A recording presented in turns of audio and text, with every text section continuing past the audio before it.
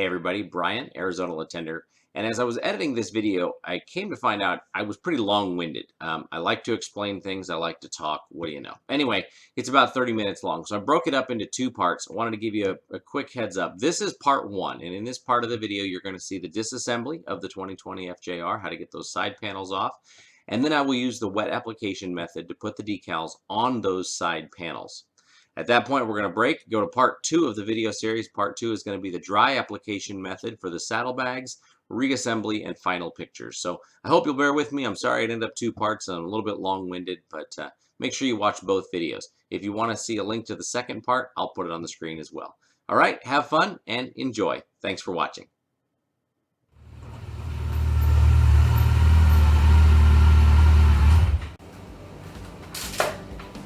Welcome to the shop. I'm glad you're here.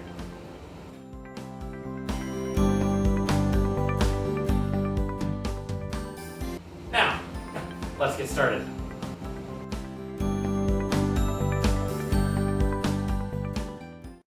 Hey, welcome to the shop. I'm Brian, Arizona Latender. Today I've got a small install for you. It should be fairly straightforward and simple, but we are going to install some reflective decals from Real Time Industries. I got these in the mail, and I've got a great story for you. So join me for the next few minutes as I show you how to install these reflective decals on our 2020 FJR. I'm going to go take some riding gear off. I'll be right back with you in just a minute, and we'll get to work. See you in a few. Hey, welcome back.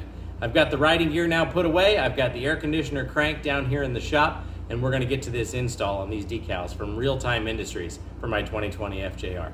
Before I do that, I want to give you a little bit of a story. These guys at Real Time have some excellent customer service if you've never used them.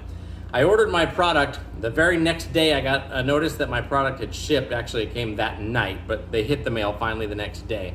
But the best part was then the following day I got an update from the United Postal Service saying they were in transit and they were on the way. Great. 3 weeks went by. I had not seen my decals. I haven't heard anything from the Postal Service, no updates, no scans, no tracking, nothing. So I called the guys at Real Time and I said, hey, this is what's happened. I don't know if you have a way to track it further. He pulls up the tracking and he saw the same thing. 3 weeks ago, scanned by the Postal Service, in transit, never to be heard from again. So we figured the Postal Service lost it. It just figures. Well, the guys at Real Time had absolutely no problem. Instead of calling them and arguing with the Postal Service and the insurance and all that, immediately he turns around and goes, I'm going to send you another set. That afternoon, another set was in the mail, new tracking information to me. 3 days later, I get this. This is the first set of decals. It had now been 3.5 weeks, and this set finally showed up at my door. 1 day later, yeah, you guessed it, I got this one. This is the second set of decals from Real Time Industries. This one took over 3 weeks, this one took 4 days.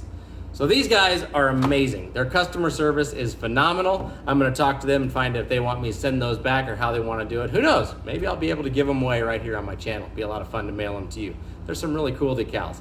Anyway, let's open up the box. You can see I cheated. I've already done it. But let's open up the box. I'll show you what's inside, and then we'll head over to the bike and start working on the project. Okay, taking a look at what's inside our package.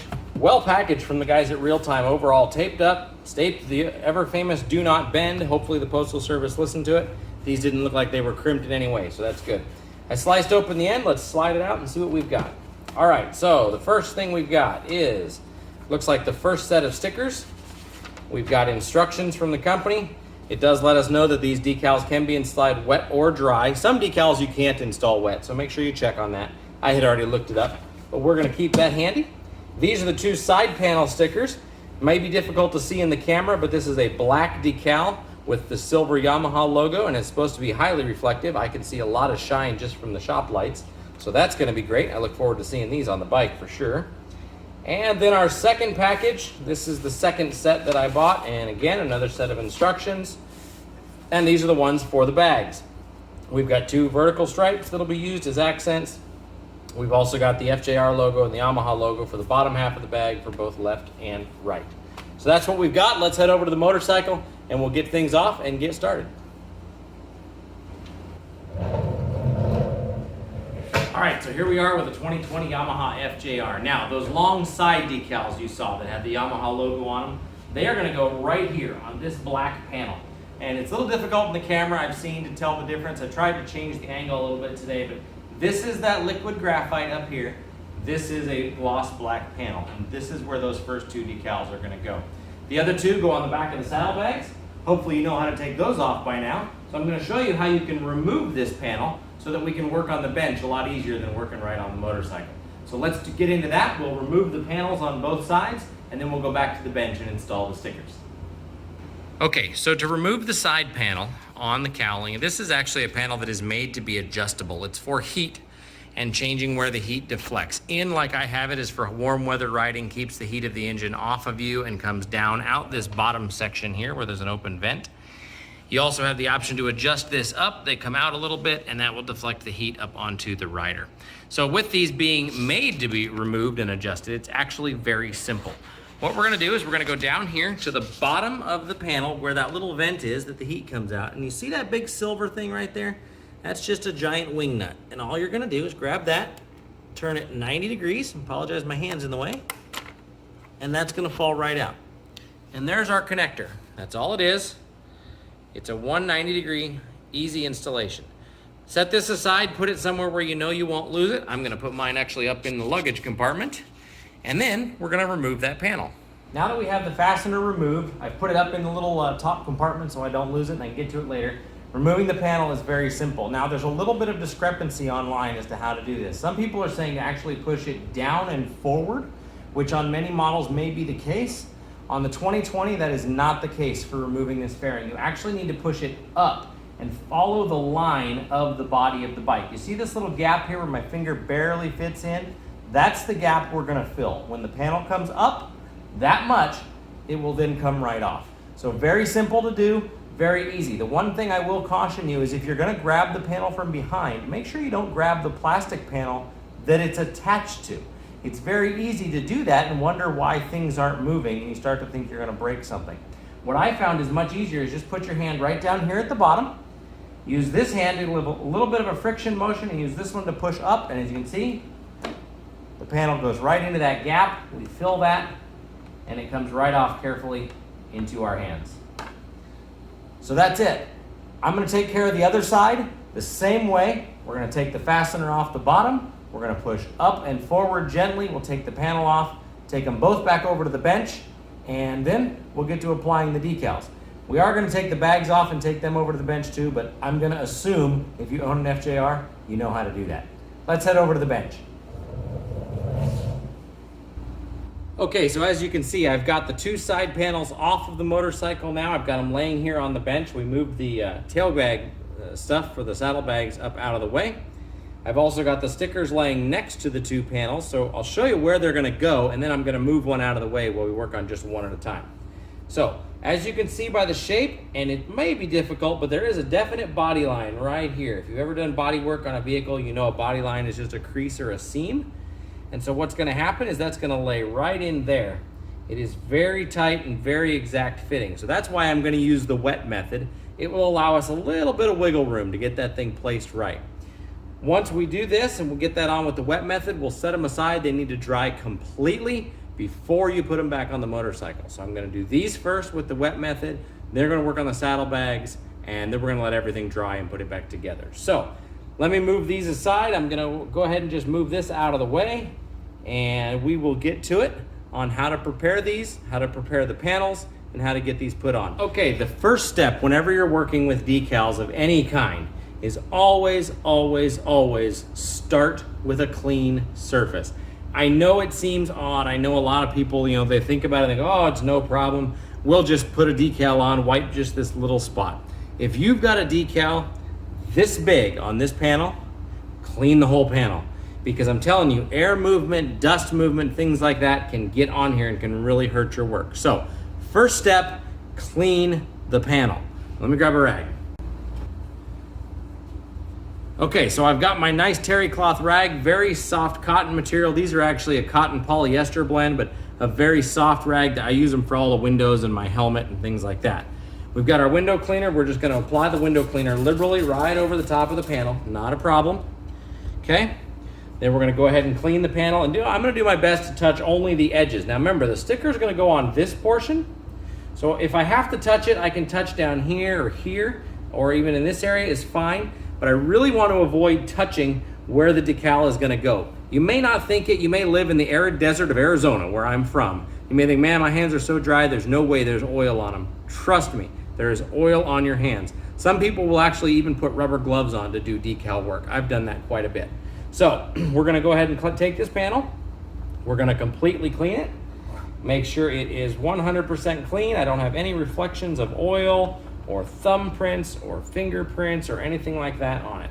Once we've got the panel nice and clean, I'm actually gonna pick it up and I'm gonna take it out of the way for a moment. And I am going to clean my work surface. And a lot of people don't do this part.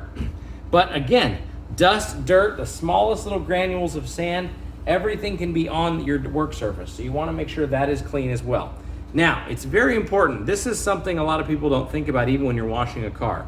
That surface that I just did, the panel, and then my work surface, you notice the order. Painted panel, then my bench. That surface now has all kinds of micro-contaminants in it that can scratch your paint.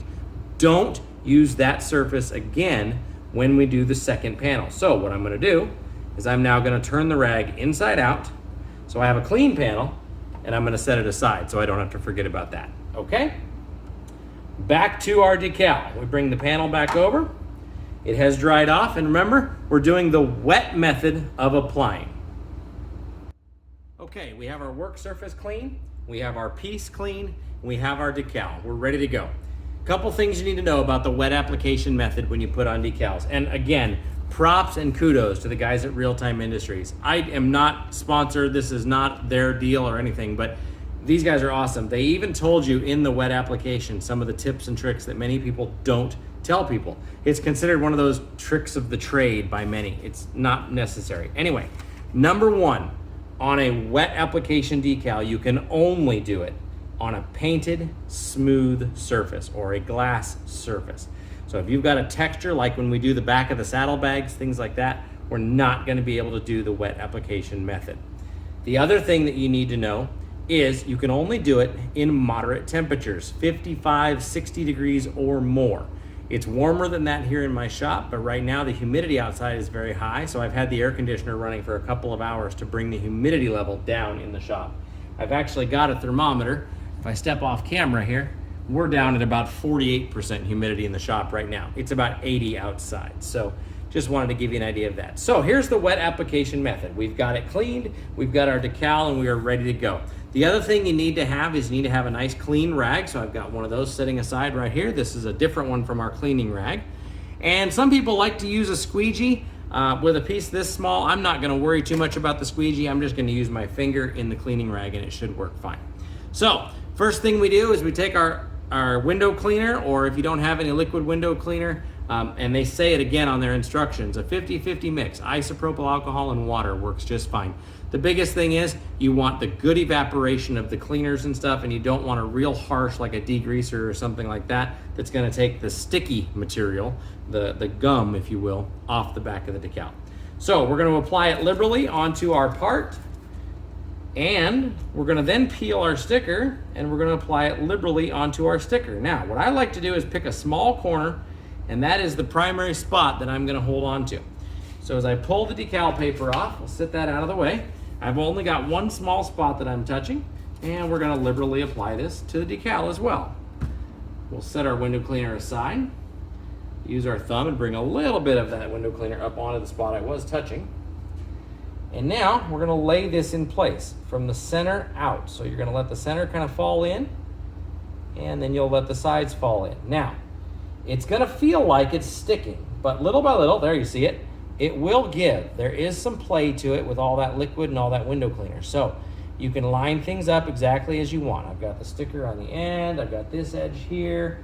I'm kind of following the line and aiming for the middle up there, and everything is good. Now, that is where I want the sticker. So this is where it becomes critical that your hands are clean, or you're using wet rags or rubber gloves or something. But I'm gonna hold the opposite corner of this decal down, and I'm gonna very carefully rub from the center to the end and to the sides and everything else. And as this does, it's going to slowly push that window cleaner out. Now, I'm using a rag, so it's absorbing it as I get to the edge of the decal.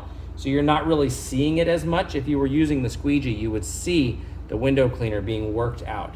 The key is, the more you do this, a little bit harder you start to push. So the first couple, very little pressure, like gravity only. Then you're gonna switch and go the other direction. And again, you're gonna start very, very light. You're making sure there's no bubbles and nothing in there.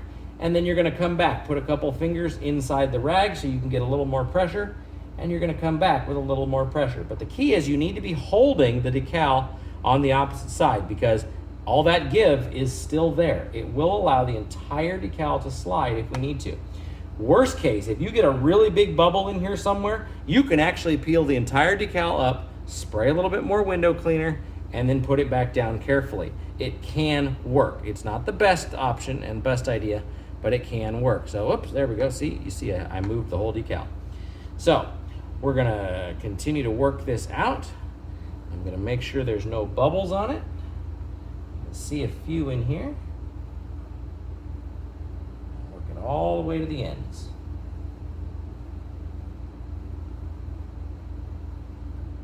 And every time I'm picking up my finger and I'm beginning the push in the center of the decal again. I don't want to start at the end.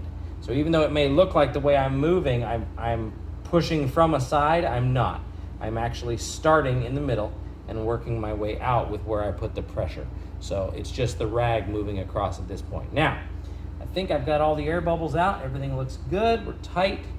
I don't see any bulges. Excellent. So that panel is done. Okay?